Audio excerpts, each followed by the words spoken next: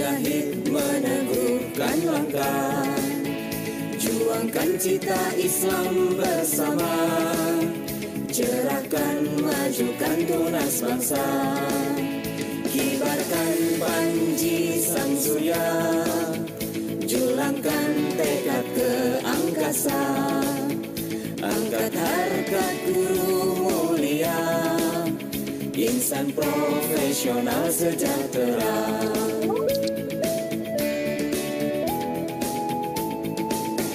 FGM berpadu, FGM berseru, kita jayakan sekolahmu.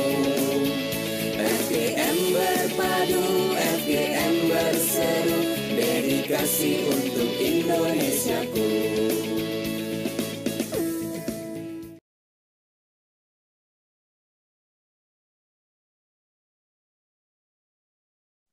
Ya, Assalamualaikum warahmatullahi wabarakatuh. Waalaikumsalam warahmatullahi wabarakatuh. Alhamdulillah, alhamdulillah asal Rasulullah bil huda walil haq yudhiru ala dini kulihi wa musyrikun. Asyhadu alla ilaha illallah wa asyhadu anna Muhammadan abduhu wa rasuluh, amma ba'd. Yang terhormat rekan-rekan yang berbahagia, mohon cek sound dulu apakah suara kami jelas kedengaran? Bapak Ibu? Jelas, Pak. Jelas? Baik. Oke. Pak Ridwan, monitor jelas suara kami? Jelas, Pak. Silakan, Pak. Baik. Bapak Ibu sekalian berbahagia, hari ini ya kita akan memulai sebuah kegiatan perdana, namanya kita namakan ngopi ya, ngobrol seputar pendidikan Forum Guru Muhammadiyah Jawa Barat. Yang mana ini diinisiasi oleh kita semua selaku anggota FGM dan juga teman-teman di daerah. Pada malam ini, insya Allah yang akan menjadi narasumber kita yaitu Pak Ridwan ya. Beliau nanti akan diperkenalkan siapa Pak Ridwan ini. Yang jelas jabatan resminya dia Sekretaris Majelis Ekonomi Pimpinan Wilayah Muhammadiyah Jawa Barat ya. Dia di Majelis Ekonomi seperti itu. Baik, Bapak sekalian. Sebelum memulai, kita akan minta dulu arahan ataupun semacam pemantik lah ya, pemantik dari Ketua FGM kita ini, yang mungkin Pak Iwan juga baru pulang dari Cirebon, masih capek, tapi mudah-mudahan beliau akan mensupport kegiatan kita ini. Insya Allah beliau akan memberikan beberapa poin-poin penting seputar tentang kegiatan khususnya ini, ya, FGM ini, dan nanti akan juga dilanjutkan dengan sesi tanya jawab. Kepada yang terhormat Pak Ketua, Pak Iwan Kurniawan, kami persilakan. Monggo Pak Iwan. Assalamualaikum warahmatullahi wabarakatuh. Waalaikumsalam. Terima kasih Pak Didin dan salam hormat Bapak Ibu Guru Muhammadiyah yang malam ini bisa berjumpa bersua walaupun melalui Zoom.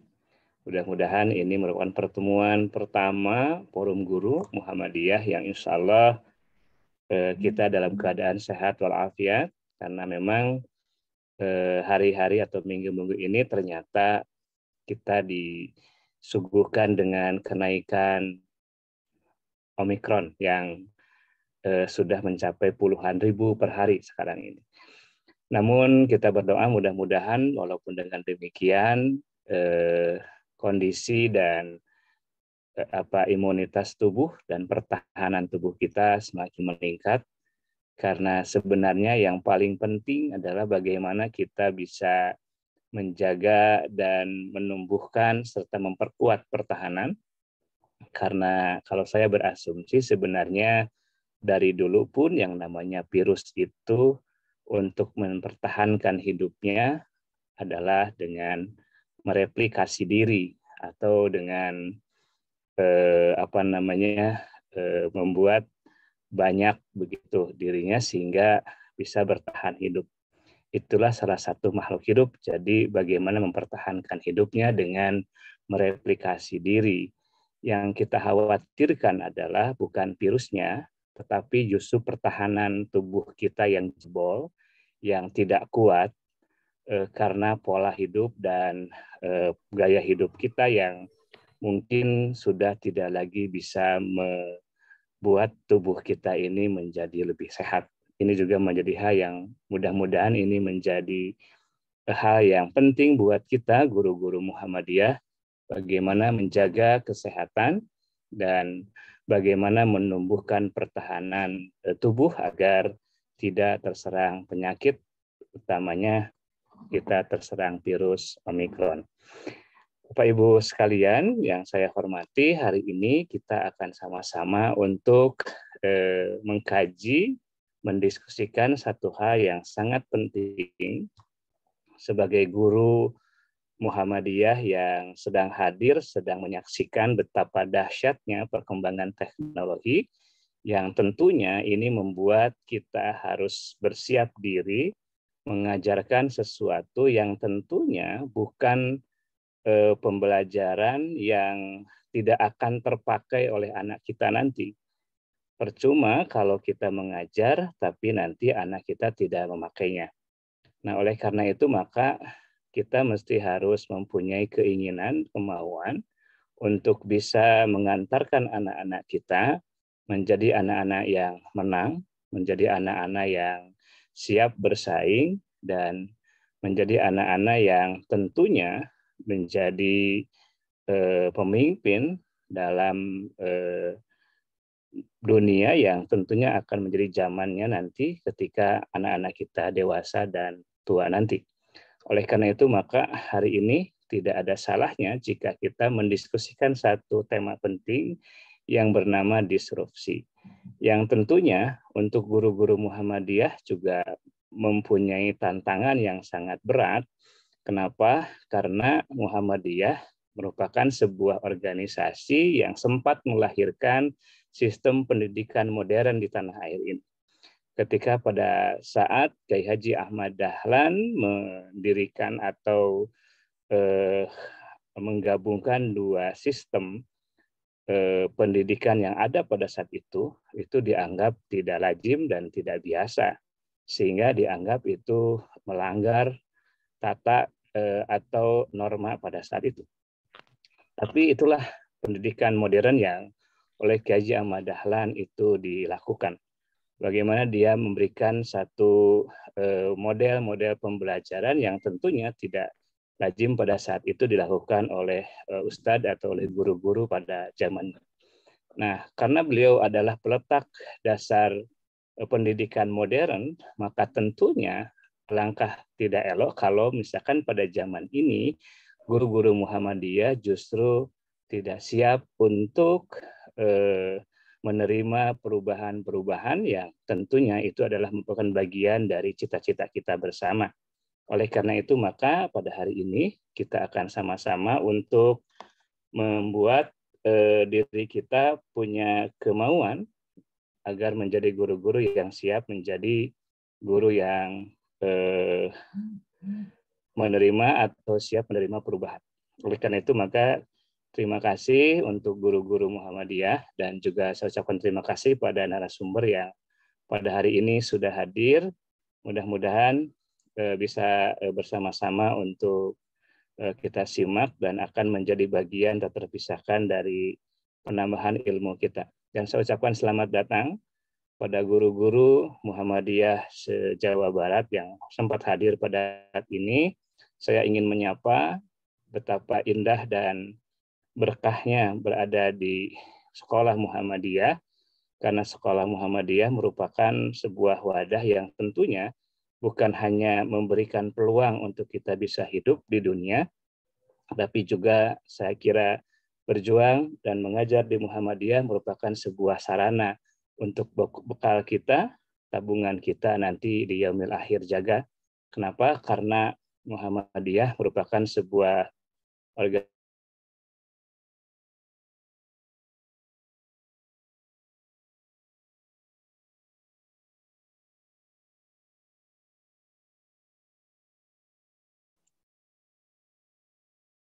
Pak Ketua sinyal gitu.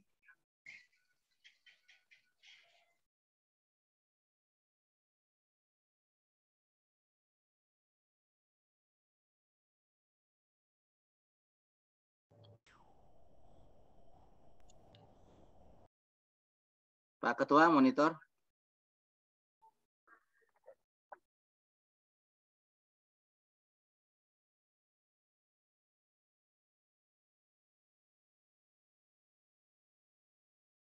Baik, rekan-rekan, mungkin Pak Ketua kelihatan terlempar di ruangan nih, karena sinyal tidak bersahabat ya. Kita nunggu beberapa menit lagi. Setelah Pak Ketua sambutan, nanti akan langsung saya pimpin untuk kegiatan ini. Nanti Pak Ridwan akan menayangkan materinya. Pak Ketua, apakah bisa monitor? Ya, inilah salah satu kelemahan kalau Zoom ketika sinyalnya tidak kuat. Pak Ketua, monitor? Ya. Ya, maka teruskan Pak Ketua. Pesan sinyal lepas. Terima kasih. Lanjutkan. Saya tidak akan panjang lebar. Saya hanya ucapkan, mari kita bergabung bersama-sama semua guru Muhammadiyah di Jawa Barat. Insya Allah, kalau kita bersama-sama bisa memberikan yang terbaik untuk pendidikan Muhammadiyah di Jawa Barat, terutama khususnya untuk kita semua guru-guru yang berada di sekolah-sekolah Muhammadiyah. Selamat dan mudah-mudahan kita bisa menjadi guru-guru yang bisa memberikan sesuatu yang bermakna buat anak-anak kita kelak di kemudian hari. Terima kasih. Assalamualaikum warahmatullahi wabarakatuh. Waalaikumsalam warahmatullahi wabarakatuh. Terima kasih, Atunun, Pak Iwan Kurniawan, yang mungkin meskipun masih capek baru pulang dari Cirebon ya, ada tugas dari Dikdasmen, beliau bisa menyempatkan waktu untuk bergabung bersama-sama kita ini. Baik, kita sapa sekarang Pak Ridwan. Assalamualaikum. Bisa monitor? Ya. Bisa on cam Pak Ridwan? Siap. Alhamdulillah. Baik, kalian sebelum dimulai Pak Ridwan menyampaikan materinya, izinkan saya minta waktu 2 Pak Ridwan untuk bukan membacakan ya, menyebutkan mungkin biodata beliau yang nanti mungkin lebih detailnya oleh Pak Ridwan sendiri. Tapi sebelum itu saya mohon izin dulu kepada rekan-rekan semua. Saya akan menayangkan sebuah film yang ada hubungannya dengan disruption, Pak Ridwan. Mohon maaf, 2 menit saja untuk sebagai pemantik ya. Seperti apa sih gitu ya? Bagaimana kejadian yang akan kita lalui ke depan ini? Ini sebuah film yang mungkin Bapak Ibu sudah nonton di YouTube sudah banyak ya. Mohon izin saja, mudah-mudahan ini ada manfaatnya. Mudah-mudahan ini berkenan. Insya Allah. Oke.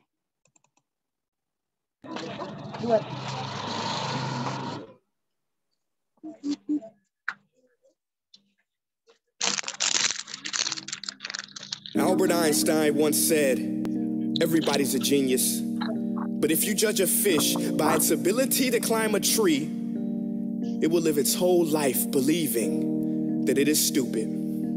Ladies and gentlemen of the jury, today on trial we have modern day schooling. Glad you could come. Not only does he make fish climb trees, but also makes them climb down and do a 10-mile run. Tell me, school, are you proud of the things you've done? Turning millions of people into robots, do you find that fun? Do you realize how many kids relate to that fish?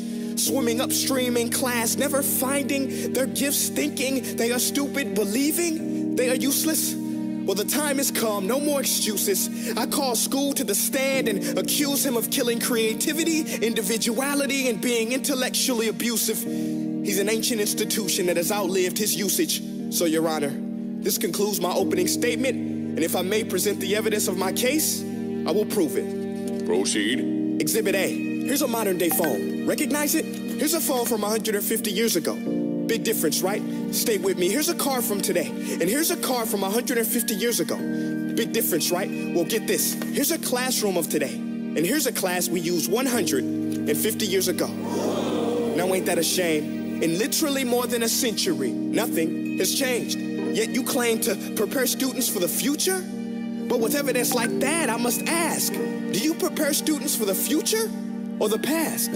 I did a background check on you and let the record show that you were made to train people to work in factories, which explains why you put students in straight rows, nice and neat, tell them sit still, raise your hand if you want to speak, give them a short break to eat, and for 8 hours a day, tell them what to think. Oh, and make them compete to get an A.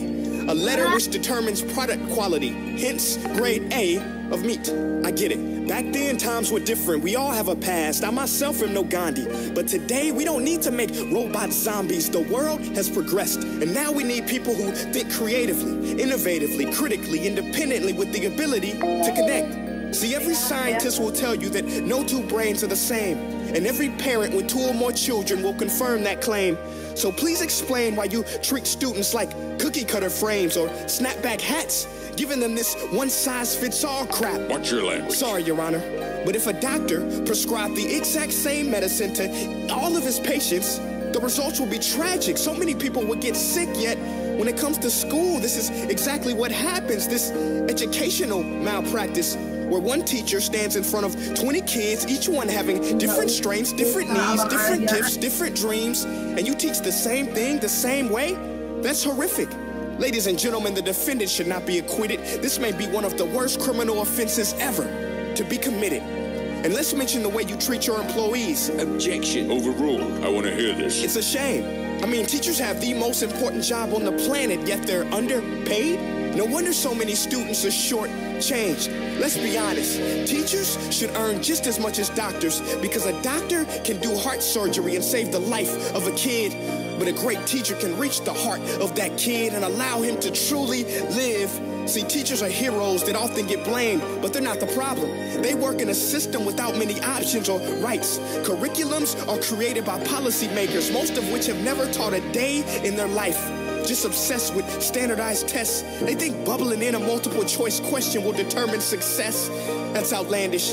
In fact, these tests are too cruel to be used and should be abandoned, but don't take my word for it. Take Frederick J. Kelly, the man who invented standardized testing, who said, and I quote, "These tests are too cruel to be used and should be abandoned." Ladies and gentlemen of the jury, if we continue down this road, the results will be lethal. I don't have much faith in school, but I do have faith in people. And if we can customize healthcare, cars, and Facebook pages, then it is our duty to do the same for education, to upgrade it, change it, do away with school spirit, because that's useless. Unless we're working to bring the spirit out of each and every student, that should be our task. No more Common Core. Instead, let's reach the core of every heart in every class. Sure, math is important, but no more than art or dance. Let's give every gift an equal chance. I know this sounds like a dream, but countries like Finland are doing impressive things. They have shorter school days. Teachers make a decent wage. Homework is non-existent, and they focus on collaboration instead of competition. But here's the kicker, boys and girls. Their educational system outperforms every other country in the world. Other places like Singapore are succeeding rapidly. Schools like Montessori, programs like Khan Academy, there is no single solution. But let's get moving, because while students may be 20% of our population, they are 100% of our future. So let's attend to their dreams, and there's no telling what we can achieve. This is a world in which I believe. A world where fish are no longer forced to climb trees. I'll rest my case.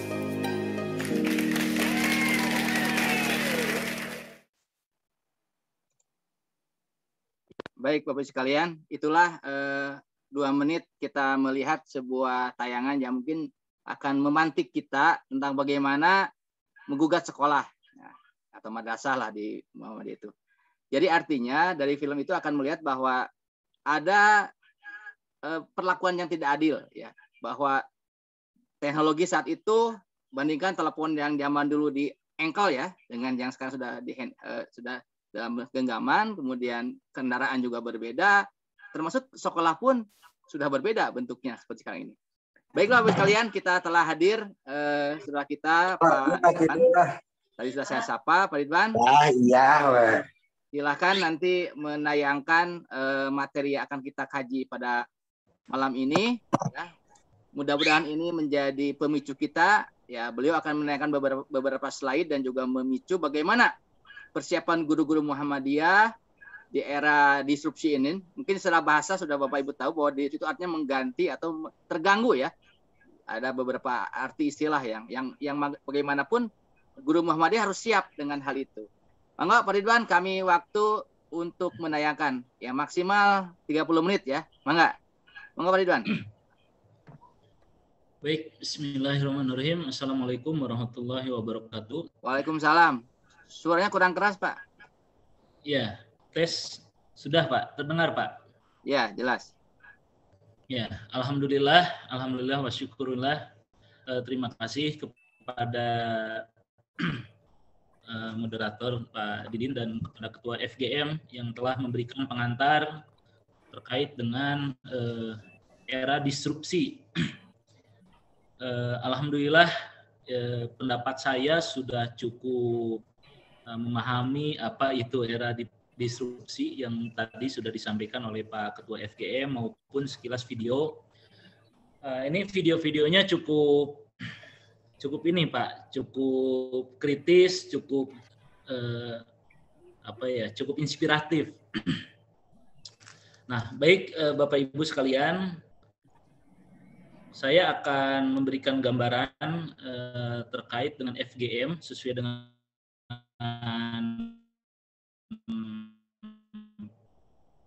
tema kita saat ini terkait dengan FGM.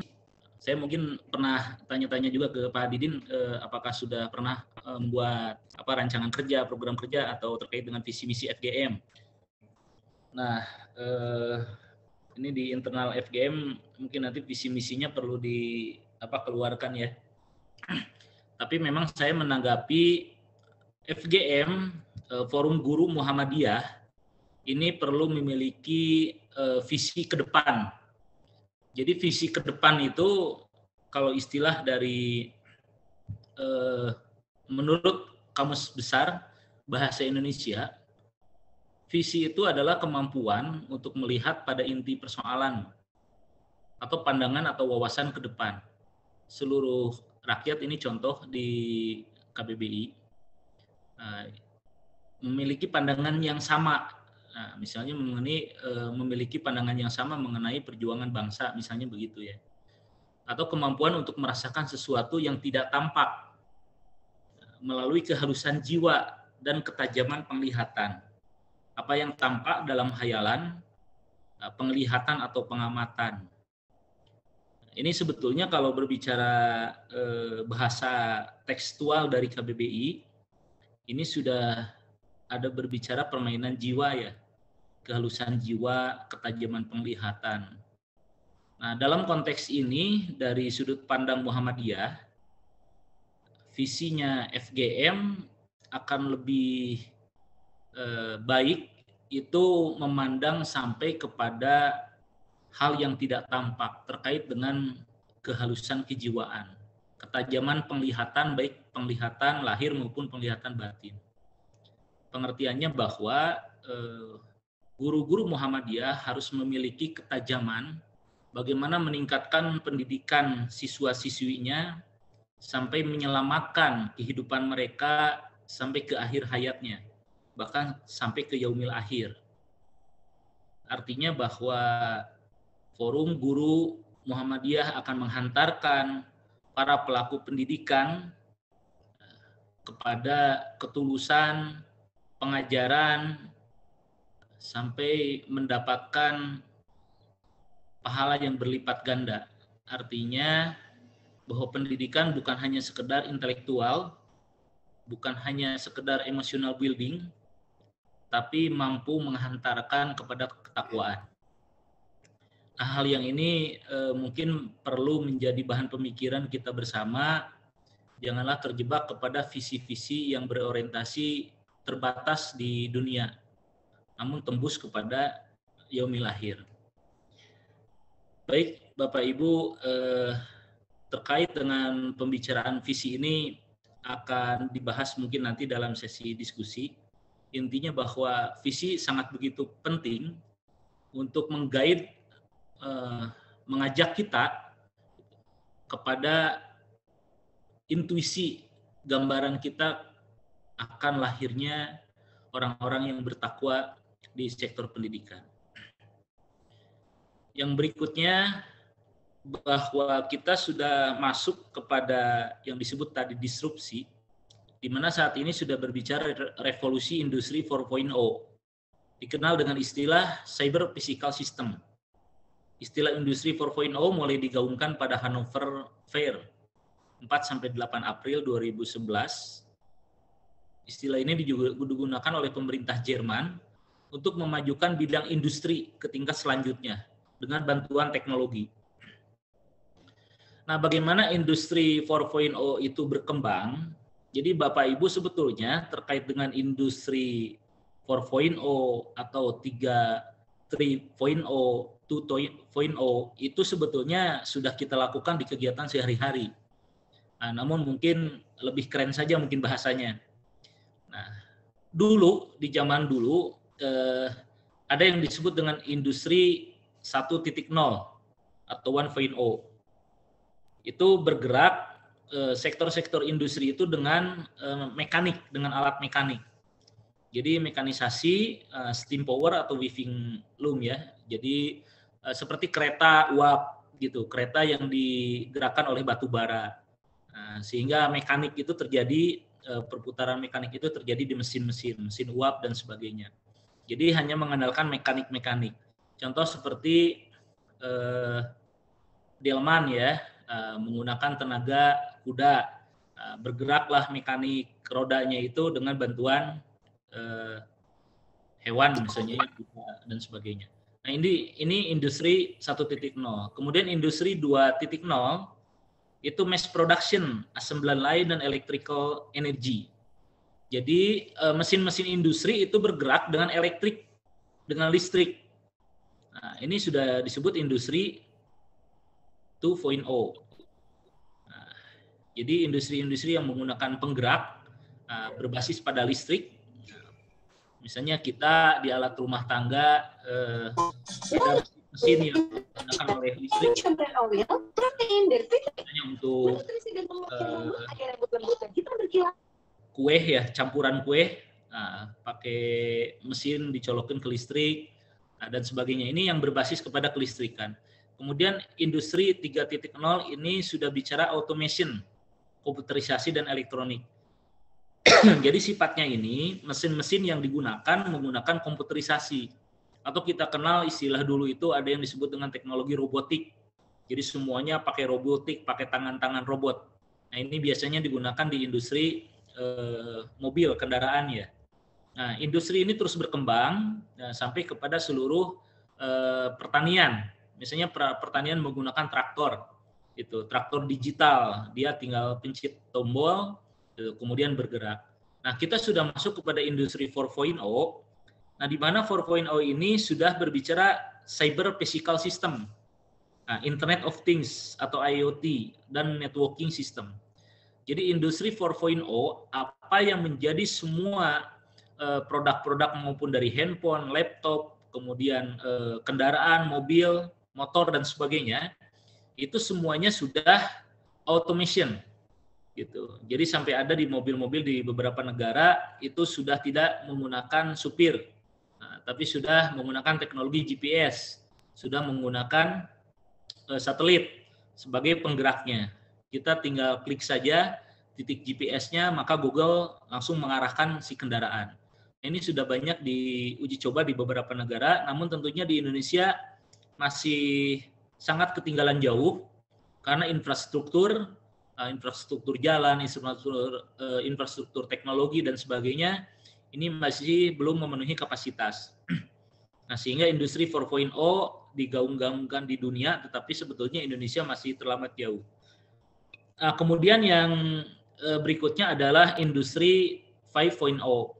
Nah, 5.0 ini atau disebut dengan intellectual capital ini sudah berbicara seluruh potensi data itu bagaimana menjadi proses bisnis, itu bagaimana bisa dikapitalisasi, itu bagaimana data siswa misalnya, atau misalnya data-data ujian online misalnya, itu bisa dikapitalisasi, bisa dijadikan nilai uang bagi si pemegang data. Contohnya information technology capability, kemudian value creation, hybrid business model. Nah, jadi dimodel bisniskan bagaimana siswa itu bisa menjadi objek bisnis Nah, dari data-data yang mereka simpan misalnya di Google Drive, di email dan sebagainya. Nah, itu bisa dikapitalisasi menjadi nilai-nilai uang yang bisa berpenghasilan bagi mereka yang berkepentingan. Nah, di industri 5.0 juga semua data-data, contoh misalnya seperti pertanian, kapan itu menanam, kemudian penyemaiannya itu melalui robotik, gitu, atau melalui drone. Jadi penyemaian bisa melalui drone, langsung disebarkan. Nah, kemudian setelah itu robot itu sudah bisa memperkirakan kapan ini panennya dan berapa ton. 3 bulan ke depan itu berapa ton dan sebagainya. Nah, ini teknologi-teknologi yang terus berkembang di industri-industri yang tentunya pendidikan kita sangat jauh tertinggal untuk mengenali terkait dengan teknologi-teknologi yang diimplementasikan. Nah, ini adalah salah satu contoh-contoh seperti yang sudah dijelaskan sebelumnya. Nah, misalnya industri di 3.0 ini sudah berbicara komputer internet, mesin digital, inisiasi robot, jaringan elektronik. Di 4.0 ini sudah bicara mesin otomatisasi. Gitu. Nah, robot canggih sudah terkoneksi dengan berbagai device ya, melalui handphone, gadget gitu, kemudian satelit dan sebagainya. Nah, sampai pada artificial intelligence dan big data. Nah, big data itu big data analitik. Jadi data-data kita sudah bisa dianalisis oleh internet bahwa kita akan mendapatkan proses kesakitan dari tubuh kita yang saat ini sampai berapa lama dan sebagainya. Nah, ini sudah berbicara prediksi-prediksi ke depan melalui data-data teknologi yang kita masukkan ke dunia internet. Nah, Bapak Ibu sekalian, terkait dengan education, ini ada yang disebut dengan pendidikan di era 1.0, itu bersifat menerima respon saja, menelan bulat-bulat apa yang disampaikan oleh guru. Guru adalah satu-satunya sumber pengetahuan. Nah, siswa bersifat pasif, media belajar masih relatif sederhana. Ya, mungkin kalau kita kenal dengan bahasa dulu CBSA ya, Bapak Ibu ya.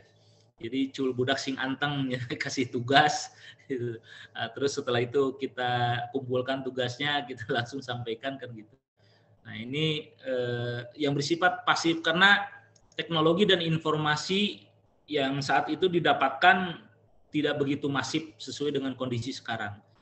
Alat telekomunikasi pun terkait gadget, film, kemudian televisi itu juga tidak semarak sampai sekarang.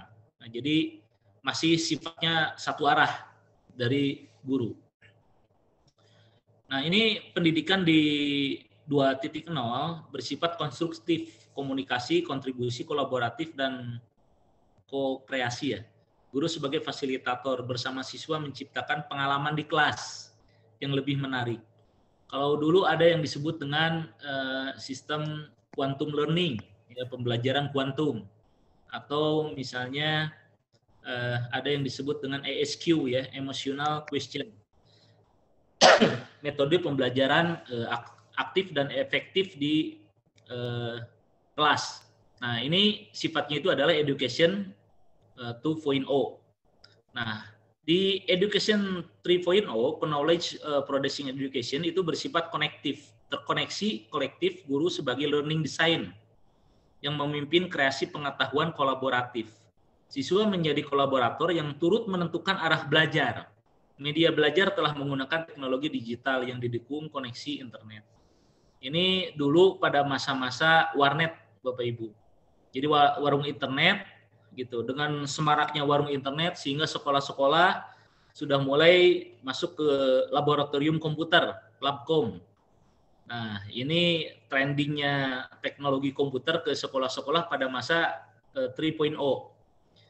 Nah, jadi guru ini sebagai learning designer. Jadi banyak guru-guru yang sudah mulai kreatif gitu, melalui penyajian-penyajian PowerPoint, melalui penyajian video-video pembelajaran, digital learning gitu. Kalau dulu sampai ada pembelajaran fisika, kimia, misalnya biologi, itu banyak di Gramedia, kita bisa beli-beli CD-CD pembelajaran. Nah, dulu CD pembelajaran sampai ada produk-produk 6 CD gitu ya, 8 CD, 12 CD, satu paket pembelajaran, kita beli CD, mengumpulkan terkait dengan video-video animator dan sebagainya.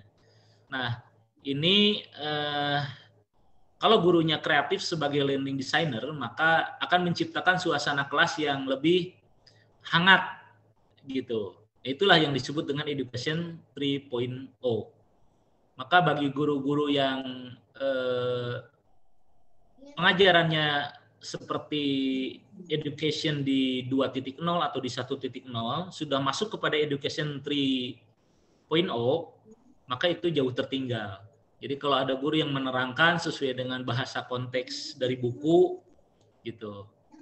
Nah, tidak berkreativitas seperti hanya menyajikan video pembelajaran. Kalau dulu di sistem kelas itu ada yang pakai proyektor ya. Wah, pakai sound. Wah, itu ramai juga tuh siswa sampai ikut-ikut, gurunya juga sampai nimbrung kan gitu. Itu pernah terjadi di masa-masa seperti itu. Nah, artinya Education 3.0 ini cenderung mengandalkan learning designer-nya bagi pihak guru. Maka suasana kelas akan semakin hangat. Nah, sangat berbeda sekali di Education 4.0, Innovation Producing Education, ini berfokus pada inovasi, pembelajaran adaptif yang didukung oleh artificial intelligence. Gitu. Nah, jadi disesuaikan dengan profil siswa. Siswa memiliki otonomi besar. Media pembelajaran e-learning yang berbasis web. Nah, karena siswa pada saat kondisi zaman sekarang ini daya pikir dan daya nalarnya itu sudah tidak bisa kita kumpulkan dalam satu kelas, mereka misalnya kita ada 40 siswa Bapak Ibu. 40 siswa itu otaknya itu belanja, Pak. Jadi ada yang satu belanjanya itu lagi di mall, yang satu belanjanya itu di otomotif gitu. Yang satu belanjanya itu misalnya di hobi gitu. Nah, jadi dalam satu kelas, lingkungan satu kelas, itu semuanya itu tidak satu warna. Bisa jadi dalam satu kelas dikumpulkan, mereka duduk-duduk, tapi pikirannya semuanya itu pada belanja, Pak. Gitu. Berpikirnya lagi kemana-mana, ada yang lagi ke mall dan sebagainya. Karena informasi semakin berkembang, apa yang ada di luar. Nah, mereka bisa jadi kepala-kepalanya itu walaupun di dalam ruang kelas, tetapi sedang belanja keluar gitu. Nah, inilah yang memang perlu jadi bahan perhatian. Nah, dari Tan dan kawan-kawan menyimpulkan kecepatan perubahan di dunia industri dan teknologi tidak diimbangi dengan kecepatan perubahan di dunia pendidikan. Nah, siswa kita tidak mempelajari apa yang akan mereka hadapi nantinya. Mereka belum secara maksimal disiapkan untuk kehidupan kerja dan industri. Jadi mungkin bisa disimpulkan bahwa mereka itu masuk ke dalam dunia hayalan ya. Apa yang orang-orang berprestasi di YouTube, apa yang di suksesi orang lain itu di YouTube, itu kan belum tentu oleh mereka dapat dialami di masa yang akan datang. Jadi mereka hanya melihat suksesi orang lain di media mainstream dan sebagainya. Nah, hal ini yang memang perlu tantangan bagi guru ya, gitu, dalam rangka menjawab persoalan dengan dinamika siswa tersebut. Nah, ini adalah contoh-contoh konteks realita di mana era disrupsi itu sudah terjadi. Pendidikan dunia ini telah dan sedang berubah, terutama oleh pengaruh dinamika industri dan teknologi bahkan sebelum hadirnya COVID. Digital learning, terhentinya kelas tatap muka, dan sudah berbicara konteks Indonesia yang sudah digulirkan oleh Bapak Menteri kita Pak Nadiem terkait dengan Merdeka Belajar. Nah, sesungguhnya dari Menteri Pak Nadiem sendiri di era disrupsi ini sudah mulai banyak melakukan perubahan-perubahan signifikan dari sisi aturan kurikulum pendidikan.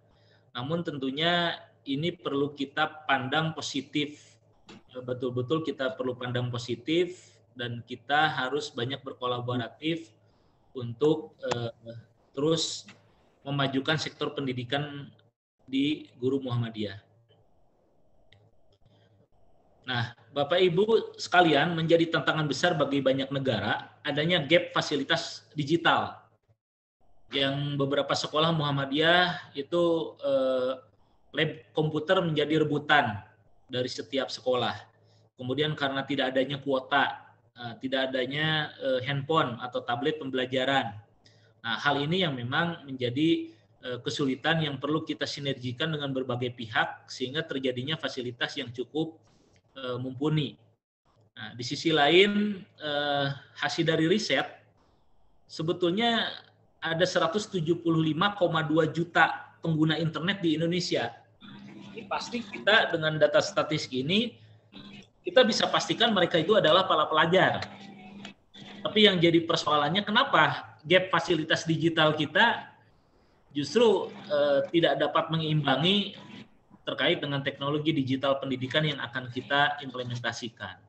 Nah, hal ini yang sebetulnya bagi siswa-siswa punya kuota, punya handphone, tapi pada saat masuk sekolah habis kuota, kan begitu. Nah, ini yang memang perlu kita arahkan bagaimana siswa-siswa kita tetap optimal menggunakan teknologi untuk pembelajaran. Nah, di sini digital transformasi untuk industri, kita perlu memahami bahwa ide dan model bisnis dari inovasi gaya hidup, kemudian ini diberikan mesin proses, kita membutuhkan sebuah strategi manajemen. Gitu. Mudah-mudahan di FGM strategi manajemennya sudah terus kita bentuk dan kita support. Nah, insya Allah dari kami pun dari Majelis Ekonomi maupun dari digital pendidikan bisa kita support juga terkait dengan strategi manajemennya. Secara berangsur-angsur akan terus kita modernisasi. Nah, kemudian human capital dan terkait dengan building industrinya bisa kita terutama untuk SMK ya. Nah, SMK ini sangat memungkinkan melakukan kerjasama dengan dunia industri. Nah, ini akan kita modelisasikan menjadi pemahaman teknologi di mana adanya enterprise research planning atau ERP, customer relationship management, search engine marketing, dan cloud mobile teknologi. Nah, ini sangat memungkinkan bisa dilaksanakan di dunia pendidikan, Bapak Ibu. Jadi bukan saja di dunia industri, dengan Merdeka Belajar, di seluruh jenjang pendidikan siswa kita dapat melakukan modelisasi teknologi di dunia pendidikan. Nah, sehingga output yang dihasilkan ini bisa melahirkan proses-proses teknologi. Salah satunya misalnya berdirinya startup. Nah, startup ini mungkin di SMK yang nanti SMK-nya akan turun kepada SMP, kepada SD sebagai supporting system. Nah, masuklah kepada bisnis proses redesign. Jadi bisnis proses redesign ini adalah tanda kutip mengkapitalisasi dunia pendidikan, namun outputnya bukan kepada bisnis, tapi outputnya kepada peningkatan kualitas para stakeholder di pendidikan. Nah, ini yang memang nanti jadi PR ya untuk kedepannya Bapak Ibu, yang mudah-mudahan bisa difahami. Walaupun saya banyak kata-kata bahasa-bahasa teknologi, mungkin Bapak Ibu nanti kalau ada pertanyaan silakan. Ini berapa menit lagi mungkin Pak? 10 menit lagi lah maksimal. Oh ya, baik Pak. Ya. Nah, ini ada 5 arahan dari Presiden RI mengenai transformasi digital pada Ratas Senin 3 Agustus tahun lalu di Istana Merdeka. Yang pertama, segera lakukan percepatan perluasan akses dan peningkatan infrastruktur digital serta percepatan penyediaan layanan internet. Nah, ini sudah mulai ada peraturan pemerintah terkait dengan bahwa pemerintah pusat akan menggelontorkan dana 200 juta per desa gitu untuk dibangun titik-titik layanan publik. Nah, sektor Muhammadiyah harus menyambut peraturan pemerintah ini dan segera melakukan konektivitas. Insya Allah itu akan dan sedang kita lakukan komunikasi dengan beberapa pemangku kepentingan di pemerintahan untuk bisa langsung terkoneksi dengan sektor pendidikan Muhammadiyah. Kemudian yang kedua, siapkan roadmap transportasi digital di sektor-sektor strategis. Nah, hal ini yang harapan kami nanti FGM dapat menjembatani terkait dengan roadmap transportasi. Jadi ini bukan transportasi angkot ya Bapak Ibu, tapi roadmap digitalnya gitu di sektor-sektor strategis. Jadi misalnya ada beberapa materi bahasan, pelajaran-pelajaran yang itu membutuhkan konten video, misalnya begitu. Nah, FGM perlu memfasilitasi, nanti secara teknologi bisa kami support. Nah, sehingga guru-guru untuk literasi digitalnya bisa kita fasilitasi, apa kita membuat channel YouTube atau misalnya kita membuat pembelajaran digital dan sebagainya, sehingga siswa kita itu tidak lari kemana-mana dalam rangka mendapatkan informasi digital. Kemudian yang ketiganya, percepat integrasi pusat data nasional. Nah, di Muhammadiyah kami sedang merancang database internal yang dimana sekolah itu akan terhubung dengan lembaga-lembaga AUM Muhammadiyah, salah satunya klinik dan rumah sakit, kemudian akan terhubung juga dengan panti asuhan, akan terhubung juga dengan koperasi sekolah, dan koperasi Muhammadiyah, hampir ada 200 koperasi di Jawa Barat, yang nantinya itu bisa terkoneksi. Sehingga nanti sektor pembiayaan pun untuk sekolah-sekolah dapat ditangani secara digital oleh digital Muhammadiyah. Nah, kemudian yang keempat, siapkan kebutuhan SDM talenta digital. Nah, hal ini yang memang nanti mudah-mudahan FGM bekerja sama dengan industri-industri digital. Nah, misalnya kita membuat multimedia room, ya, ruangan multimedia, room multimedia terkait dengan broadcasting. Nah, insya Allah kami akan dorong juga, rencana kemarin sih dari Dikdasmen Muhammadiyah Jawa Barat itu akan membuat room digital. Nah, mungkin nanti di PDM juga dan sebagainya bisa kita fasilitasi, sehingga SDM talenta digital ini, guru-guru digital ini sudah mulai bisa mengekspresikan literasi digitalnya melalui fasilitas-fasilitas media kami. Nah, hal ini yang memang kita perlu galakan ya, perlu kita sebarkan seluas-luasnya. Nah, kemudian yang kelima, siapkan regulasi, skema-skema pendanaan dan pembiayaan. Nah, insya Allah Bapak Ibu, karena memang saya di Majelis Ekonomi, kemudian yang keduanya juga di jaringan Saudagar Muhammadiyah, itu sudah mulai intensif untuk digital pendidikan. Nah, sehingga Bapak Ibu sekalian semuanya mudah-mudahan kolaboratif ini akan terus meningkat. Nah, baik Bapak Ibu, ini terkait dengan literasi digital. Nah, Bapak Ibu sudah pernah mungkin tersosialisasikan terkait dengan literasi digital, yang insya Allah ke depannya akan senantiasa kita terus gaungkan.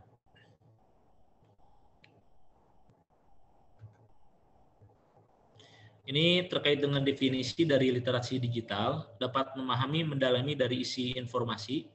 Nah, tentunya literasi digital ini akan semakin luas dengan konten-konten pendidikan yang bisa kita implementasi ke depannya. Nah, hal demikian bahwa dari setiap materi bidang studi, nah, ini akan kita perdalam. Literasi digital yang perlu kita sajikan dalam bentuk video animasi gitu. Kemudian nanti ada yang disebut dengan virtual machine ya. Gitu. Semacam Pak Didi waktu itu pernah membicarakan terkait dengan virtual.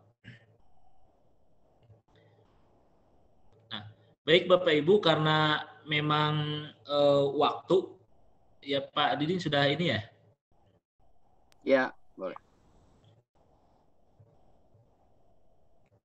Nah, di sini terkait dengan bagaimana kita menyiapkan generasi Z ya. Karena sekarang sudah bukan lagi generasi milenial, jadi generasi terakhir ini sekarang ini generasi Z gitu. Jadi mereka belajar dengan sendirinya, mereka bisa mengevaluasi kegiatan mereka. Nah, salah satunya di sini ada modul-modul pembelajaran semacam student ownership. Nah, ini student ownership ini bagaimana kepemilikan dia sebagai pelaku informasi. Begitulah kira-kira. Nah, terus ada juga yang disebut dengan peers and mentor, modular and project, dalam bentuk modular project, kreativitas anak-anak itu dibikinkan sebuah project, kemudian dipresentasikan, kemudian ditayangkan gitu ya. Nah, hal ini yang memang dapat memicu pembelajaran. Jadi seperti apa yang tadi dikatakan Pak Didin di awal itu terkait dengan video yang tadi cukup kritis gitu ya di videonya, gitu. Bagaimana anak-anak itu bisa menampilkan sesuai dengan hobi ya, sesuai dengan hobi, sesuai dengan literasinya beliau, bisa mempresentasikan dan sebagainya. Nah, demikian juga terkait dengan penyiapan edukasi di 4.0. Nah, di sini adanya student center, learning journey, individual learning path, formative assessment. Nah, hal ini learning ecosystem terwujudnya sebuah digital teknologi di mana aspek pembelajaran dari andragogi menjadi pedagogi misalnya. Nah, hal ini yang memang dibutuhkan. Nah, di sini terkait dengan industri, potensial winner and loser in this short term in Egypt. Ada beberapa area industri yang ini sudah menjadi usang, gitu. Menjadi usang. Nah, contoh misalnya semacam manufacturing ya, konveksi-konveksi itu bisa jatuh berguguran dengan adanya marketplace. Kemudian konstruksi dan real estate tidak lagi menggunakan brosur, tapi sudah lagi menggunakan web dalam promosinya. Nah, berikut juga terkait dengan medical supply and service sudah menggunakan kegiatan-kegiatan digital sehingga untuk melayani pengobatan bisa langsung datang ke rumah dan sebagainya. Teknologi ICT akan semakin berkembang, e-commerce akan semakin berkembang. Oil and gas juga ini akan potensial losernya, potensial untuk matinya ini sangat dominan. Kalau agrikultural karena memang itu pokok ya bagi manusia, kehidupan manusia. Tetapi agrikultural ini bisa kita kapitalisasi menjadi industri-industri. Yang harapan kami nanti FGM berperan serta dalam rangka membangun, salah satunya misalnya membangun kesejahteraan guru dengan menciptakan misalnya koperasi-koperasi sekolah, di mana makanan kesehatan dan sebagainya, ini semuanya bisa kita support. Nah, hal demikian yang perlu saya sampaikan Bapak Ibu sekalian, dan ini terkait dengan data analisis yang saya dapatkan dari berbagai sumber terkait dengan prospek ke depannya, apa yang akan menjadi aktual ke depan dan apa yang harus segera ditinggalkan, gitu, terkait dengan industri-industri yang akan cepat berguguran ke depannya. Dan contoh seperti perbankan saja, sekarang bank itu tidak membuka cabang-cabang di seluruh kota kabupaten, namun tentunya bermitra dengan warung-warung, bermitra dengan kios-kios, di mana ada yang disebut dengan mitra perbankan. Nah, ini perbankan ini sudah mulai membuat agen-agen dari kepanjang tanganan perbankan. Nah, hal ini yang akhirnya bisa meminimalisasi cost gitu terhadap bisnis mereka. Nah, Bapak Ibu sekalian, terkait dengan industri pendidikan di Muhammadiyah itu sangat memungkinkan bisa terjadi seperti itu. Nah, tapi tentunya bagaimana visi dan misinya FGM ke depan gitu agar lebih modernisasi kembali gitu, agar lebih berorientasi kepada peningkatan sumber daya manusia yang diharapkan tidak terjadi disrupsi, bahkan terjadi lompatan-lompatan sinergitas dengan berbagai pihak sehingga pendidikan akan tetap bertahan dan tetap maju ke depan, terutama bagi FGM Jawa Barat. Terima kasih Bapak Ibu sekalian, untuk sementara pemaparan saya cukupkan sekian. Dan terkait dengan file ini bisa oleh Pak Didin, saya sudah WA ke beliau untuk bisa di-share bagi peserta Zoom meeting ini. Terima kasih. Wassalamualaikum warahmatullahi wabarakatuh. Waalaikumsalam warahmatullahi wabarakatuh. Ya, terima kasih Pak Ridwan yang telah menyampaikan materi untuk pemantik kita tentang bagaimana kesiapan guru-guru Muhammadiyah yang tergabung dalam FGM ini mensikapi terjadinya era disruption ini ya, era tergantikannya. Tadi kan di dalam video awal ceritakan bagaimana sekolah menjadi terdakwa gitu ya, karena sistem pembelajaran yang tidak berubah gitu. Apalagi sekarang ya, kita mungkin ya di Priangan ini, kalau Bogor sudah PJJ lagi Pak Ridwan, sudah pendidikan jarak jauh lagi, jadi itu juga menjadi apa ya, keprihatinan kita sebenarnya ya. Di satu segi itu kita harus jaga kesehatan, tapi segi lain juga kalau PJJ terus juga tidak efektif pembelajaran. Tapi bagaimanapun juga kita terus tetap optimis ya untuk menyongsong ke depan. Baiklah, saya akan buka untuk yang raise hand dulu mungkin, atau yang bertanya. Silakan Bapak Ibu yang raise hand, klik emoticon tanda tangan ke atas yang mau bicara untuk menyampaikan pendapatnya, saran, dan sekaligus bagaimana ke depan. Atau mau di kolom chat yang ada di sana juga boleh, mau pakai HP boleh, pakai laptop juga silakan. Dan saya ingatkan kembali, di situ ada daftar link, daftar hadir Google Form. Silakan Bapak Ibu nanti diisi sebelum keluar dari ruangan ini untuk mendapatkan sepucuk sertifikat yang mungkin itu kenang-kenangan sebagai tanda bukti bahwa Bapak Ibu telah melakukan kegiatan malam ini. Baik, Bapak Ibu sekalian, yang mau menyampaikan pendapat, saran, kami beri waktu untuk 3 orang dulu. Silakan. Open mic ya. Open mic bukan open komedi ya. Open mic juga namanya itu. Silakan. Kalau ada yang mau menyampaikan, ya. Baik. Assalamualaikum. Waalaikumsalam. Dengan siapa, Bu? Dengan Ibu Titin. Bu Titin dari mana, Bu? SD Muhammadiyah 7, Bandung. Silakan, Bu. Bismillahirrahmanirrahim. Assalamualaikum warahmatullahi wabarakatuh. Waalaikumsalam. Mangga, Bu Titin.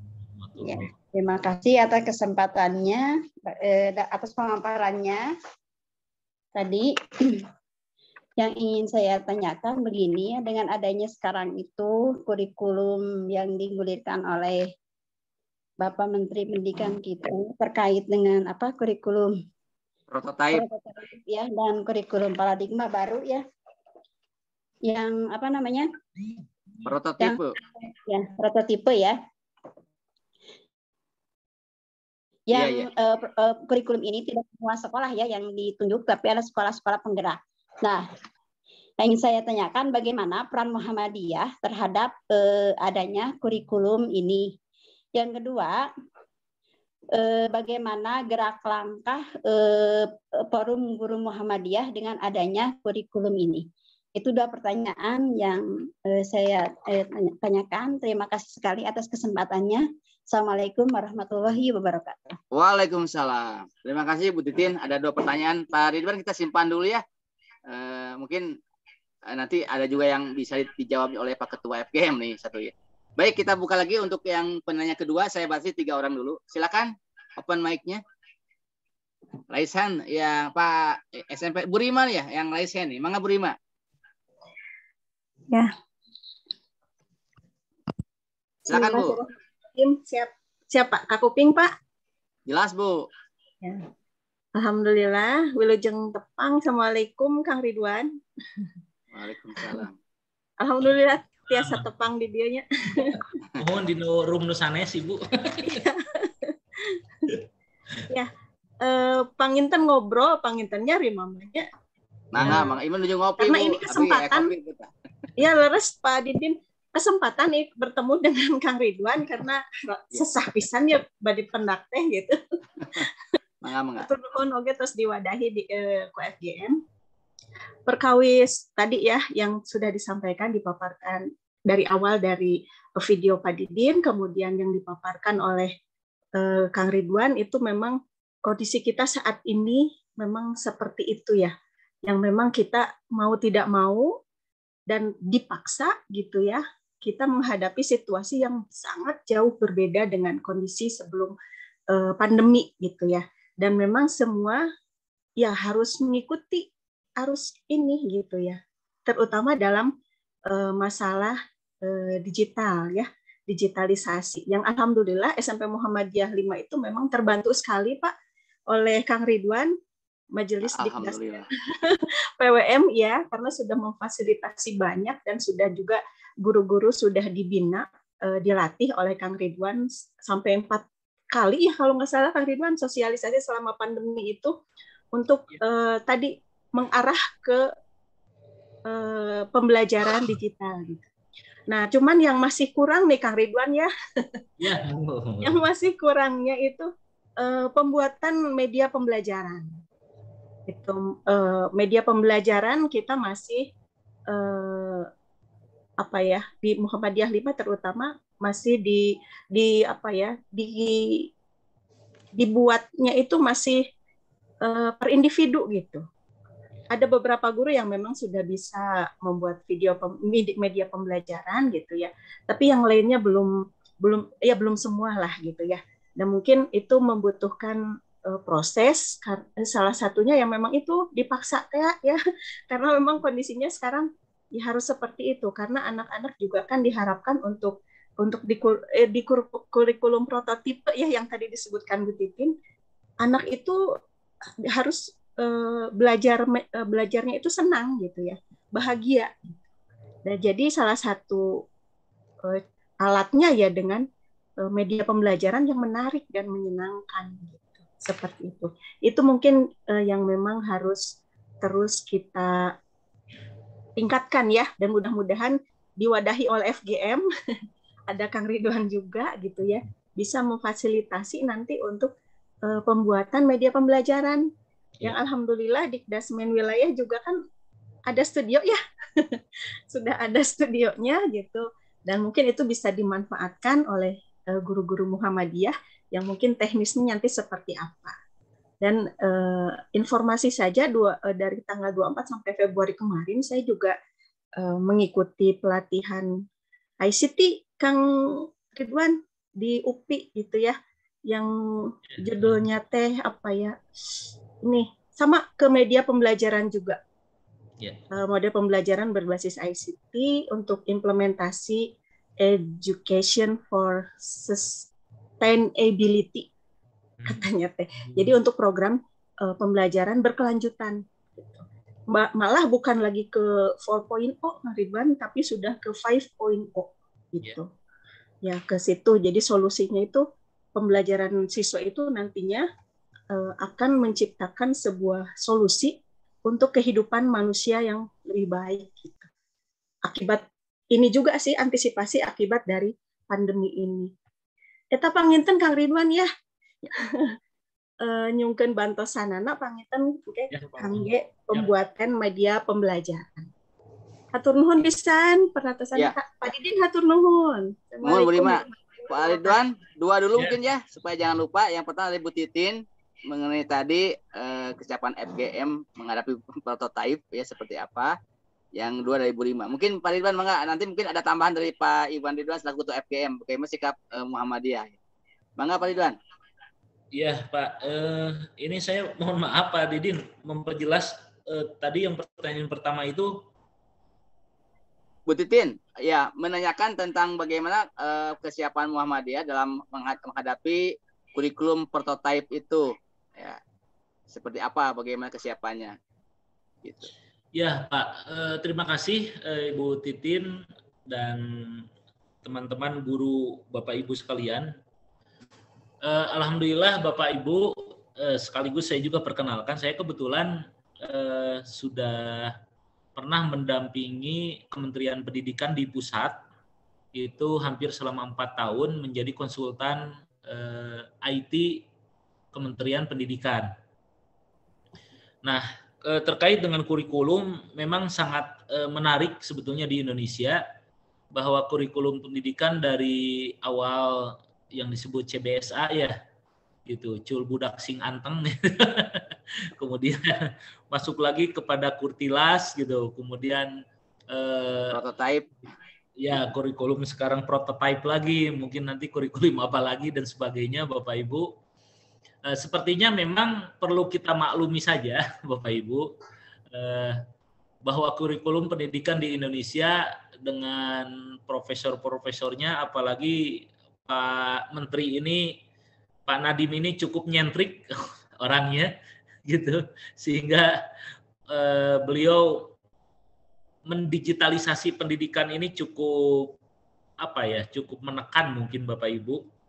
Intinya begini Bapak Ibu, kurikulum prototype ini hampir disandingkan dengan Merdeka Belajar, gitu, dengan berbagai alat-alat bantu yang cukup kreatif dan inovatif. Nah, ini mungkin akan sangat kesulitan bagi guru-guru yang biasanya dengan notabene pendidikan melalui textbook. Nah, kita memang perlu pintar-pintar, Bapak Ibu, menyajikan ilmu pengetahuan yang berbasis kepada textbook, yang berkonteks kepada tekstual, bagaimana materi-materi itu disajikan dalam bentuk visual, gitu. Mungkin dalam bentuk ekspresif. Jadi Bapak Ibu kalau mau menjelaskan contoh misalnya teori fisika, gitu, bagaimana balon itu bisa meletus, Bapak Ibu beli saja balon 100 biji. Dibagikan ke kelas. Mari anak-anak kita main balon. Walaupun memang anak-anak itu misalnya di tingkat SMP atau SMA. Tapi kondisi anak-anak sekarang ini memang harus divisualisasikan. Gitu.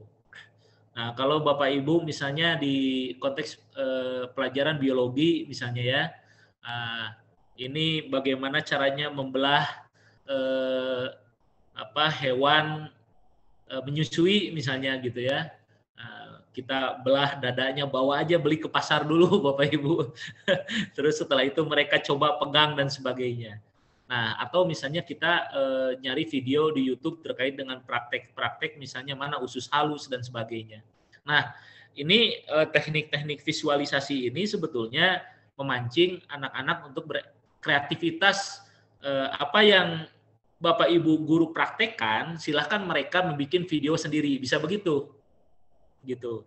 Jadi sebetulnya ini sebagai pemicu-pemicu digital saja agar anak-anak lebih memudahkan daya tangkap dan responsifnya. Jadi responsif oleh anak-anak siswa itu dilakukan dengan visual, dengan ungkapan, dengan ekspresif dan sebagainya. Nah, jadi tidak ada istilahnya peribahasa di zaman sekarang anak-anak mempresentasikan dengan video dan sebagainya dicepret kunyere gitunya. Nah, jika nama ayeuna geus teu tren deui Bapak Ibu gitu. Nah, hal ini terkait dengan kurikulum prototype. Artinya sebetulnya kurikulum prototype ini belum menjadi bahan ketetapan Bapak Ibu. Nah, cuman kalau arahnya ke depannya ini terkait dengan Merdeka Belajar. Gitu. Nah, bagaimana kesiapan guru-guru kita di Muhammadiyah? Ya tentunya kita harus banyak mengembangkan media-media pembelajaran. Yang mudah-mudahan nanti FGM secara berangsur-angsur akan kita coba bangun fasilitasinya sehingga banyak guru-guru digital yang akan menyempurnakan kurikulum prototype dan Muhammadiyah akan memberikan corak kurikulum kepada arah mana terkait dengan dakwah Muhammadiyah. Nah, jadi istilahnya kita tidak nasional-nasional ting lah gitunya, jadi ada Islam nasionalisme mungkin begitulah. Gitu. Itu mungkin Pak bisa saya sampaikan terkait dengan pertanyaan pertama. Yang Bu Rima. Ya, kemudian yang kedua terkait dengan pembuatan media belajar, sangat tepat sekali Ibu Rima apa yang menjadi kekurangan kita di sekolah-sekolah Muhammadiyah, yaitu terkait dengan pembuatan media belajar. Pembuatan media belajar ini sangat luas sekali corak serta alat bantu yang bisa kita siapkan. Nah, salah satunya kemarin Pak Didin tuh terkait apa? Virtual tuh Pak? Pembelajaran digital juga, yang PMATK kan? Bukan, maksudnya produknya yang kemarin tuh, yang kata Pak Didin tuh yang pakai gelas tuh, kacamata tuh. Yang virtual bukan? Ya, virtual Pak. Oh, yang untuk VR, AR itu. Iya, gitu. VR, ya. AR ya Pak ya, gitu. Ya. VR ya. Auto reality itu, virtual reality dan ya, IoT. Virtual reality. Nah, virtual reality yang dimana dunia nyata bisa dibawa ke alam virtual dan alam virtual dibawa ke alam nyata, begitu ya Bapak? Ya. Kayak dulu game Pokemon lah, kayak gitulah. Nah, begitu. Misalnya anak-anak siswa kita misalnya punya pacar, gimana foto pacarnya itu masuk ke dunia virtual dia. Iya, betul. Jadi walaupun kenyataannya nggak jadian gitu, tapi di virtualnya jadian. Iya. Karena emang anak-anak milenial itu belajar ke game ya. Jadi dia ingin belajar seperti main itu. Cenderungnya ke sana gitu. Betul Pak, jadi intuisi ya, jadi memancing daya nalar lah, memancing daya visual terkait dengan gambaran-gambaran ke depan dia ingin divisualisasikan gitu. Namun tentunya efek yang kurang baiknya salah satunya daya imajinatif itu dikembangkan, tapi daya nalar secara matematis itu jadi berkurang Pak. Gitu, karena ada beberapa kegiatan di kami gitu di Majelis Ekonomi yang kami bina siswa PKL gitu, praktek kerja lapangan, mereka agak sulit untuk daya nalar di otak kirinya gitu. Nah, itu kekurangan generasi milenial. Nah, terkait dengan media pembelajaran, betul Bu Rima dan rekan-rekan yang lain, kita harus semakin banyak terkait dengan media pembelajaran. Salah satunya memang kompetensi guru yang perlu kita terus upgrading, itu di mana akan kami dorong juga Majelis Dikdasmen Muhammadiyah Jawa Barat itu untuk memfasilitasi ruangan multimedia. Dan alhamdulillah kami ada beberapa rekanan dari pihak ketiga, salah satunya dari BPRS IPB, Institut Pertanian Bogor, yang itu akan support juga terkait dengan multimedia pembelajaran. Jadi untuk kamera, kemudian untuk mikrofonnya yang sekelas radio online ya gitu. Nah, itu mereka akan fasilitasi di kita. Nah, jadi intinya Ibu Rima, kita maksimalkan saja, manfaatkan sebesar-besarnya apa yang dimiliki Dikdasmen itu. Siap. Ya, untuk meningkatkan media pembelajaran Bapak Ibu. Nah, insya Allah implementasi ke depannya melalui FGM, kita akan melihat guru-guru dan kepala sekolah yang berprestasi. Artinya berprestasi ini begini Bapak Ibu. Dulu di beberapa sekolah ada yang menjadi pembuat soal untuk Olimpiade matematika gitu ya. Nah, saya nggak tahu apakah di Muhammadiyah ada nggak Pak yang punya kualifikasi seperti itu. Nah, jadi saya ada bersama rekan-rekan di guru, di mana guru itu jadi pembuat soal Olimpiade Fisika di waktu itu di Sydney. Nah, itu orang Indonesia dan saya hire untuk membuatkan media pembelajaran. Tapi yang menjadi soundtrack-nya atau yang menjadi visual audition-nya itu bukan beliau, tapi guru-guru mitra mereka. Gitu, sehingga guru-guru terpacu gitu untuk menerangkan terkait dengan soal-soal Olimpiade. Nah, hal ini yang nantinya FGM perlu memfasilitasi, kira-kira ada guru-guru yang sudah dipakai di tingkat nasional atau di tingkat provinsi oleh berbagai pihak. Nah, dicoba saja oleh FGM itu didata, lalu kita akan tampilkan dan kita akan broadcast semaksimal mungkin Bapak Ibu. Nah, sehingga literasi dan media pembelajaran akan semakin beragam dan akan semakin memiliki kualifikasi yang baik. Nah, insya Allah Bu Rima dalam jangka waktu 1 tahun ini di tahun 2024 kami telah menyusun beberapa kegiatan yang mudah-mudahan itu dapat melengkapi dari program yang sudah kita lakukan. Itu saja mungkin Pak Didin sementara yang secara progresif akan kita lakukan dalam bentuk program kerja bersama FGM. Ya. Hatur nuhun Kang Ridwan. Mangga sami-sami Ibu Rima, hatur nuhun. Baik. Mungkin masih ada yang raise hand Pak Ridwan nih. Silakan yang mau memberikan tanggapan, satu orang lagi. Open mic saja. Abi ada nggak? Abi ada nggak di rumah? Oke. Baik, sekedar tambahan saja untuk Bu Titin. Bu Titin, jadi kurikulum prototipe itu bukan kewajiban, Bu ya. Jadi artinya pilihan. Memang yang jadi sasaran itu adalah sekolah-sekolah penggerak. Itu hanya 5.000 sekolah, jadi hanya 0,05% dari populasi sekolah se-Indonesia. Kecil sekali sebenarnya. Dan tetapi kalaupun bukan sekolah penggerak mau melakukan itu dibolehkan. Nanti ada list daftarnya, kesiapan seperti apa. Jadi kita yang aktif mau setelah jelas memperbaiki. Saran kami adalah sebelum bertindak mau menerapkan kurikulum prototipe, ya dipelajari dulu kelebihan kurangnya. Memang ada beberapa kelebihan lah ya. Salah satunya adalah ada kebebasan kepada sekolah untuk mengatur jadwal, ya. Dan mata pelajaran itu betul-betul diberikan kewenangan penuh untuk mengatur tidak per minggu tapi per tahun gitu. Seperti itu. Nah, Bapak sekalian, silakan kalau ada yang Pak Lutfi nih. Pak Lutfi Nur, ya silakan Lutfi Suganda ya, Raisan. Ibu Lutfi ya, maaf Bu Lutfi. Open mic Bu. Suara saya terdengar Pak. Ya silakan Bu, silakan. Dari sekolah mana Bu? Hilap dari Bu. Dari Muhammadiyah 5. Oh Muhammadiyah 5 juga ya, mau nggak? SD-nya tapi Pak. Silakan Bu. Sedikit sih Pak, sebetulnya mah hanya ingin sedikit berbagi saja mengenai kurikulum prototipe ya. Bismillahirrahmanirrahim. Assalamualaikum warahmatullahi wabarakatuh. Assalamualaikum warahmatullahi wabarakatuh. Begini Pak,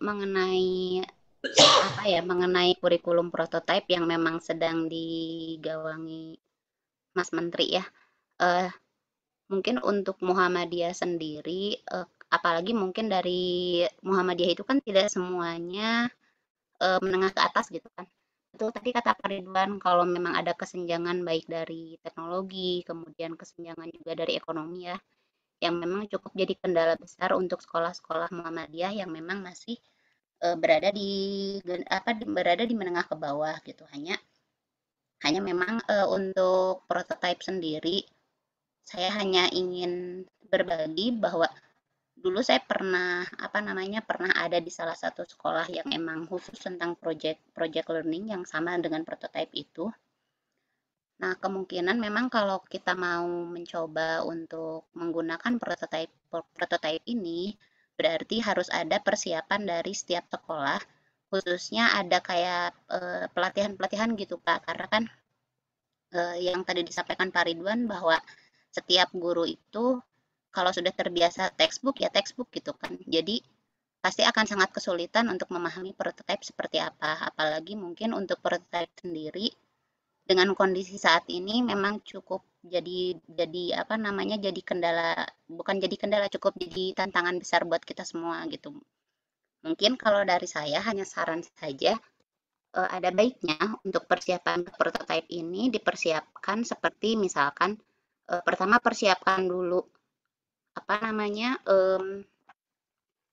programnya akan seperti apa, Muhammadiyah akan seperti apa, kemudian juga di setiap sekolah nanti mungkin harus dipersiapkan apakah itu per 1 atau 2 guru yang mungkin akan dijadikan guru targetannya gitu Pak, yang nanti akan jadi penggerak di setiap sekolah-sekolahnya, sama seperti kemarin TOT ya Pak Iwan ya, mungkin bisa dengan cara seperti itu. Tapi mungkin untuk prototipe ini perlu diskusi dengan setiap sekolah kira-kira yang tepatnya seperti apa, karena yang tadi masalah-masalahnya lebih kepada Muhammadiyah itu tidak semuanya menengah ke atas tapi ada menengah ke bawah, jadi kita memang ada baiknya diskusi bersama untuk menentukan prototipe akan seperti apa dan nanti dipersiapkan juga guru-gurunya, karena memang nggak bisa cepat ya, karena lumayan project based learning itu kalau yang saya ketahui cukup besar effortnya ya Pak ya, karena harus melangkah dari awal, persiapan perencanaan program dan lain-lainnya harus betul-betul matang sampai nanti di akhir pun. Tapi semua anak-anak itu bisa melakukan proyek itu dan juga bisa sekolahnya pun bisa juga memfasilitasi. Begitu mungkin. Itu saja mungkin dari saya Pak. Atur nuhun Pak. Assalamualaikum. Ya, Pak. Waalaikumsalam. Terima kasih atas masukannya. Mungkin nanti akan jadi catatan kami dengan Pak Iwan Kurniawan selaku Ketua FGM. Mungkin nanti kita akan agendakan materi khusus mengenai kurikulum prototipe, karena tema hari ini kan bukan itu, tapi nggak apa-apa sih ditanyakan ya. Jadi memang kita harus juga menggali nanti di sesi berikutnya ada materi khusus membedah apa itu kurikulum prototipe. Jangan kita itu hanya tahu judul tapi nggak tahu isinya gitu. Jadi saran kami, betul. Bapak Ibu, guru, kepala ataupun siapa yang hadir di sini, jangan lu tergesa-gesa mau menggunakan kurikulum sebelum mengetahui isinya gitu. Tapi memang harus diketahui gitu. Jadi mungkin PR kita ke depan akan ada sesi berikutnya membedah. Kami pun kemarin di FGM Jabar juga sudah mendatangkan pakar ya dari Ban SM tentang apa itu kurikulum. Jadi memang perlu dikaji lebih lanjut lagi. Mungkin Pak, kita kasih kesempatan Pak Ridwan kepada Pak Iwan Kurniawan selaku Ketua FGM memberikan ulasan ya. Sekaligus karena waktu kita tinggal 5 menit lagi, ini 10 menit lagi lah maksimal. Karena waktu kita cukup malam gitu. Pak Iwan Kurniawan Ketua FGM monggo memberikan sambutan ataupun mangga Pak Iwan. Baik, terima kasih Pak Ridwan. Satu bahasan yang sangat menarik dan memang itulah yang akan menjadi fokus kita Pak Ridwan. Mudah-mudahan nanti FGM bisa mensupport Majelis Dikdasmen dan juga Majelis Ekonomi karena memang catatan kami terkait juga dengan P3K kemarin itu tidak tidak bisa dinafikan bahwa memang kita perlu yang namanya peningkatan kemampuan guru Muhammadiyah dalam menguasai teknologi yang bisa menghasilkan kesejahteraan. Tadi saya catat itu Pak ya. Jadi mudah-mudahan dengan itu ke depan guru Muhammadiyah tidak lagi harus lirik kiri dan lirik kanan gitu Pak. Nah, mudah-mudahan dengan demikian maka saya berharap apa yang menjadi cita-cita bersama bahwa kekhawatiran kemarin juga disampaikan bahwa ada ribuan guru Muhammadiyah yang eksodus bedol desa begitu ke sekolah negeri, itu tidak harus terulang kembali Pak Ridwan gitu ya kalau program ini bisa disukseskan dan kita saling mendukung dari kita oleh kita untuk kita, dari guru Muhammadiyah untuk guru Muhammadiyah, dan saya kira akan kembali semua pada guru Muhammadiyah. Itu menjadi catatan kita ke depan. Mudah-mudahan Allah meridhoi dan melancarkan jalannya. Juga terkait kurikulum prototipe atau prototip begitu ya, kalau dalam bahasa Indonesia katanya begitu, adalah kurikulum kita gitu. Jadi sebenarnya kita mau apa ya, itulah kurikulum prototip itu sebenarnya. Hanya mungkin nanti kita akan betul kata Pak Ridwan tadi. Jadi insya Allah Pak Ridwan, FGM dengan guru-guru Muhammadiyah akan mengembangkan selain kurikulum prototip itu juga kita akan mengembangkan yang terkait dengan QS2 Quranic Social Science gitu. Yang mudah-mudahan ini terintegrasi dengan kemuhammadiyahan dan akan menjadi tema penguatnya adalah janji pelajar Muhammadiyah.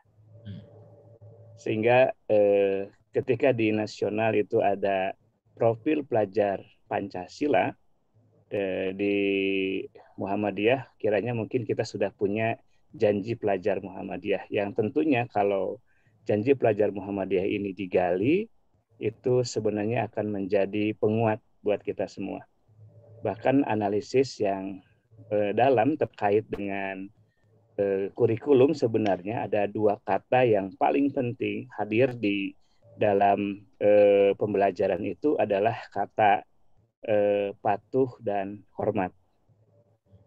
Sedangkan di yang lain tidak ada kata itu. Padahal untuk mewujudkan cita-cita pembelajaran sesuai dengan apa yang diharapkan kepada anak-anak kita adalah kata patuh dan hormat, itulah yang harus ada. Sedangkan dalam janji pelajar Muhammadiyah itu ada katanya duanya ada, hormat dan patuh kepada orang tua dan guru.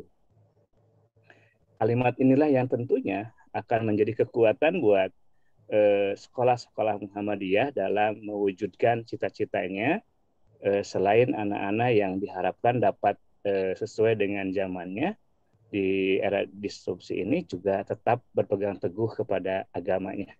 Itu menjadi hal yang saya kira dambakan oleh kita semua. Dan mudah-mudahan nanti Pak Din, Pak Ridwan, tetap bersama dampingi kami, karena insya Allah Pak, kelihatannya FGM ingin punya data yang kuat terkait dengan kapasitas guru Muhammadiyah di Jawa Barat, Pak. Ya. Nah, kita khawatir guru-guru yang ada di pelosok daerah Jawa Barat yang harus berjalan 20 km dari tempat tinggal ke tempat ngajar, itu masih ada di Jawa Barat, Pak. Yang kami dapat mendengar ketika pulang pelatihan, jam 5 sore, jam 12 malam masih di perjalanan dengan jalan kaki, Pak, menuju rumahnya.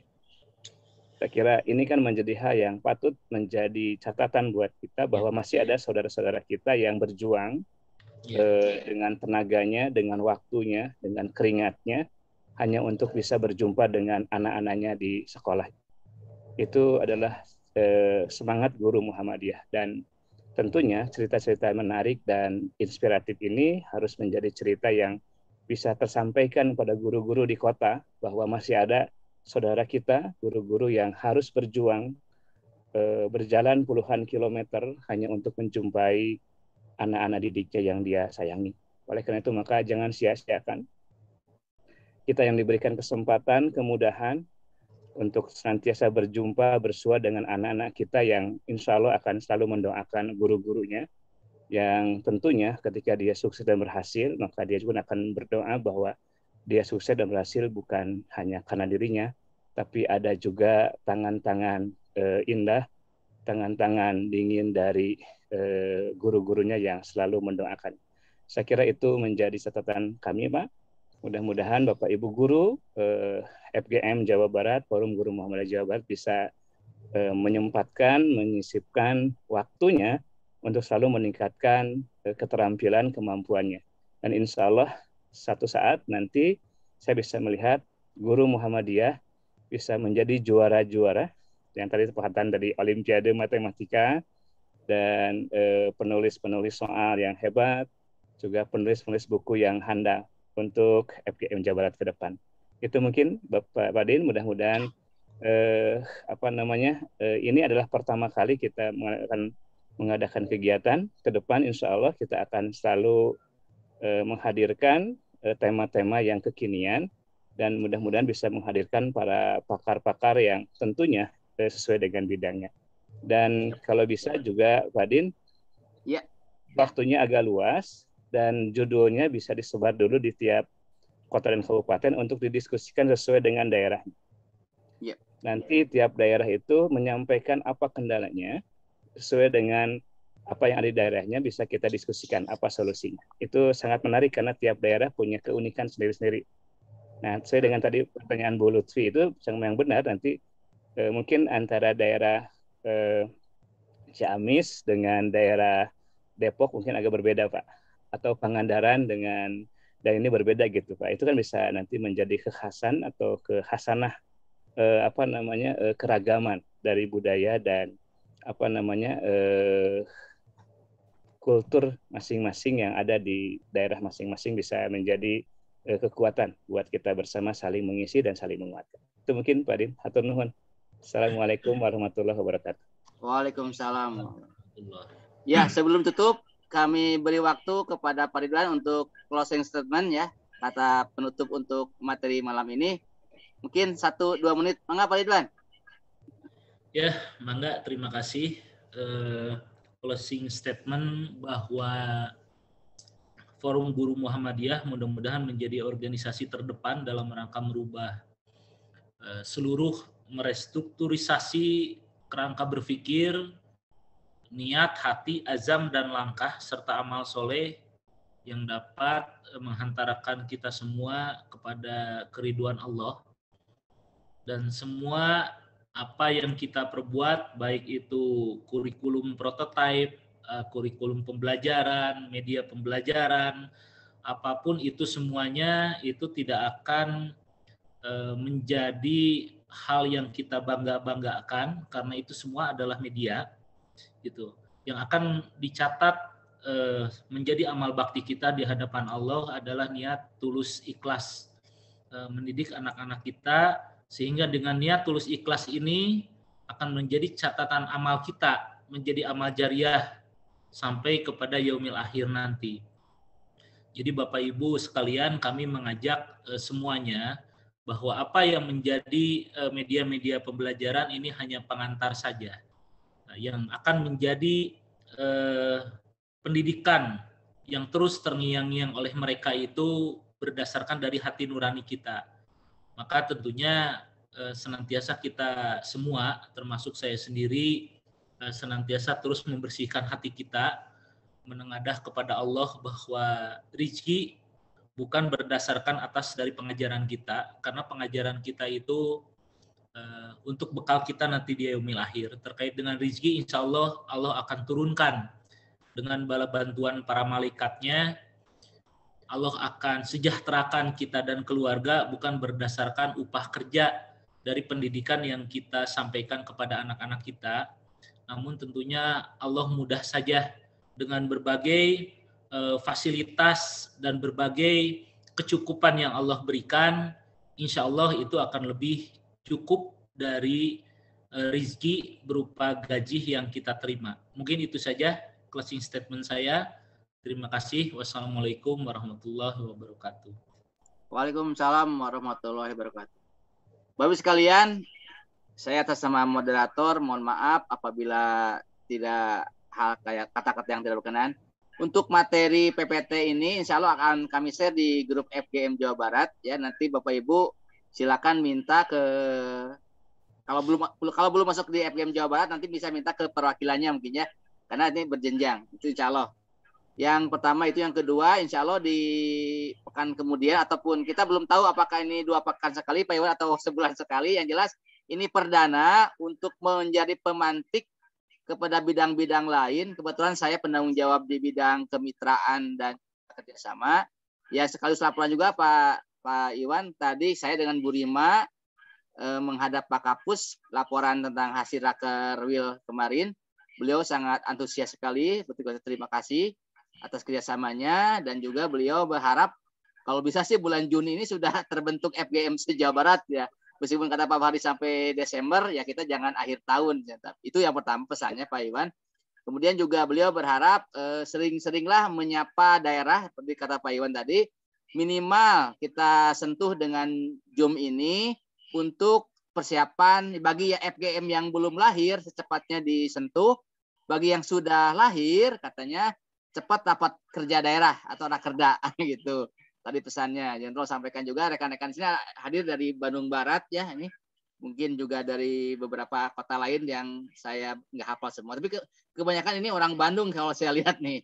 Garut juga ada ya, saya nggak hafal semua, tapi yang jelas mudah-mudahan ini menjadi awal kedepannya kita akan periodik ya, apakah seminggu sekali, 2 minggu sekali, atau maksimal sebulan sekali ada acara ngopi ini, ngobrol seputar pendidikan. Ada beberapa PR yang dicatat. Pertama tadi ada keinginan dari Bapak Ibu guru ingin membedah tentang kurikulum prototipe. Itu mungkin agendanya khusus nanti ya Pak Iwan, kita carikan narasumbernya yang piawai, yang mengerti, dan kita bagaimana kesiapan Muhammadiyah menghadapi kurikulum prototipe akan digelar nanti di bulan Juli 2022 ya, sebagai awal diberlakukannya bagi sekolah merdeka, sekolah penggerak maaf.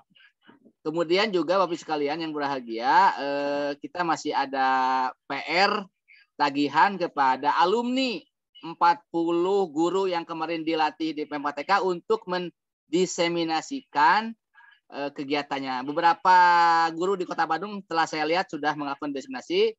Mungkin Kota Bandung juga akan menyusul. Kemudian Cimahi juga sudah laporan akan melakukan. Nanti mohon para korwil memberikan laporan tertulisnya supaya kami juga bisa koordinasi dengan PMPTK agar secepatnya diberikan sertifikat Pak, karena sertifikat akan keluar ketika sudah melakukan diseminasi. Itu pesan Pak Kapus kemarin. Mungkin kita akhiri dulu secara resmi kegiatan ini. Dan setelah ini silakan Bapak Ibu saling menyampaikan hal demikian.